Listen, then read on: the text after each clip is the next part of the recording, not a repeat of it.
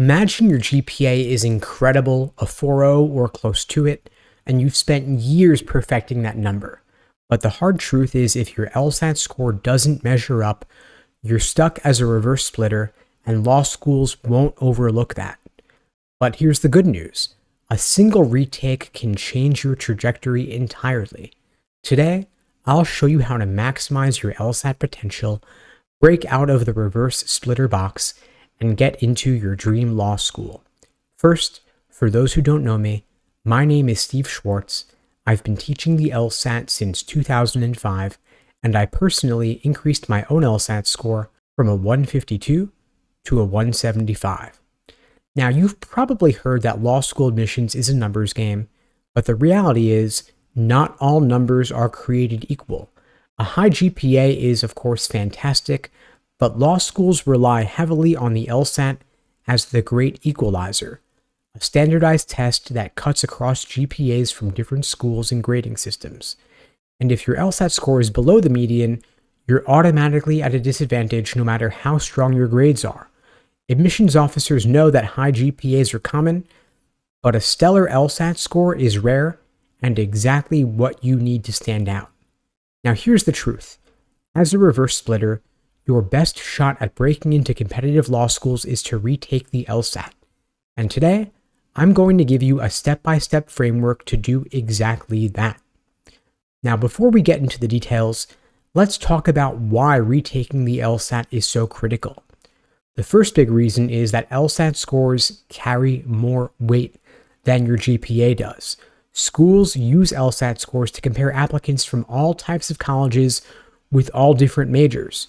While your GPA is locked, your LSAT score is a variable that you can improve, and most schools only consider your highest score. Now, a higher LSAT score doesn't just improve your odds of getting in, it can also lead to significant merit-based financial aid. For some students, a few extra points on the LSAT translates to tens of thousands of dollars. And your LSAT score doesn't just impact where you go to school, it correlates with the opportunities available to you after you graduate law school. The better your law school options and by extension, your postgraduate career prospects. Today, I'd like to share with you the reverse splitter LSAT retake strategy to help you maximize your LSAT score and break out of the reverse splitter box. Step 1 is to reset and refocus. Let go of any baggage from your previous LSAT attempts. Maybe you had a bad day before, nerves got the best of you, or technical issues threw you off. Whatever it was, it doesn't matter now because law schools only care about your highest LSAT score. So forget the past and focus on what's right in front of you. Your mindset is key. You need to believe that improvement is not only possible, but inevitable with the right strategy. I've seen students make 10-point jumps or more just by tweaking their study approach and doubling down on their commitment.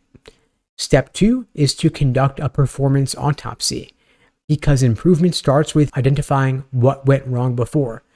You want to look at your past LSAT attempts and analyze the patterns.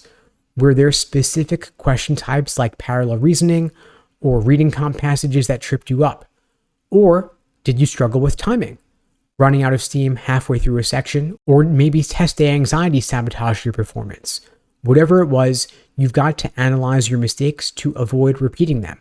You might want to create a mistake journal where you document every question you missed and categorize the errors, whether they were pacing, misreading, just plain bad strategies, or fatigue.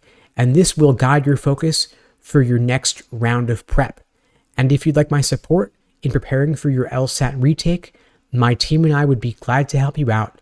We offer live online classes via Zoom, on-demand video courses, small group coaching, and one-on-one coaching, and we can personalize the entire program to you and your needs based on what you need to do differently next time around.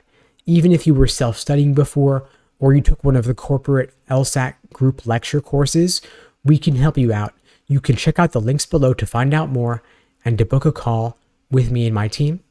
One thing we'll do for you is create that personalized day-by-day study plan, laying out exactly what to do from now through test day, because the LSAT rewards deliberate, focused practice and you got to have a plan of attack.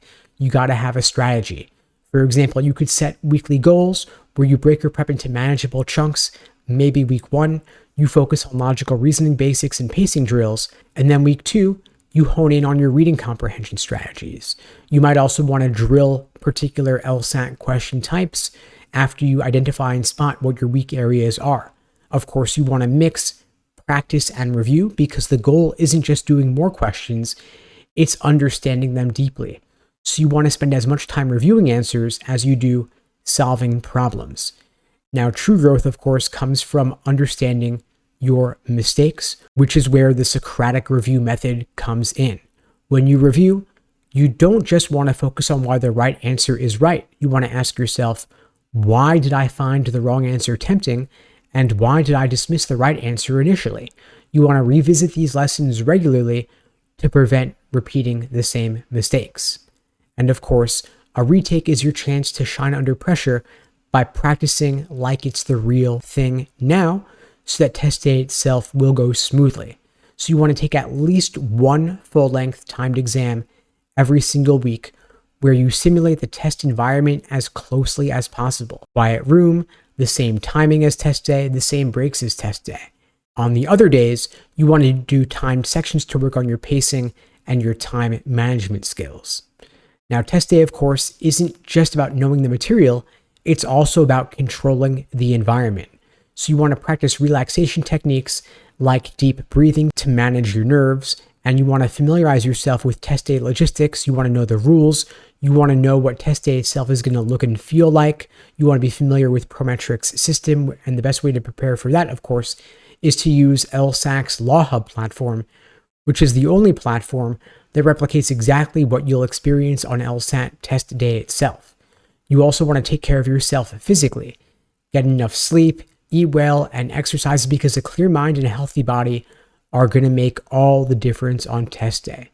Now let's look at what happens when reverse splitters prepare properly and then retake the LSAT.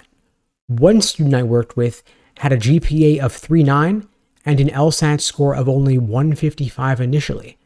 But after retaking the LSAT and getting a 10-point boost up to 165, they gained admission to a T20 law school with a partial scholarship.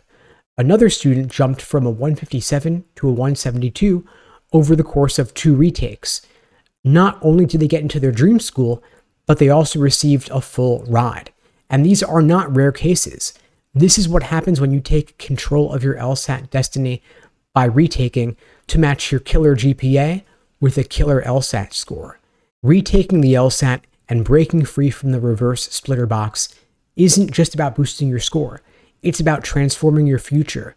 It's the difference between settling for a school that's good enough and landing a spot at your dream school and unlocking scholarships that reduce your financial burden, and proving to yourself and the law schools you're capable of great numbers, both GPA and LSAT. And if you'd like my help getting that LSAT score up, matching your great GPA with a great LSAT, my team and I would be glad to help you out.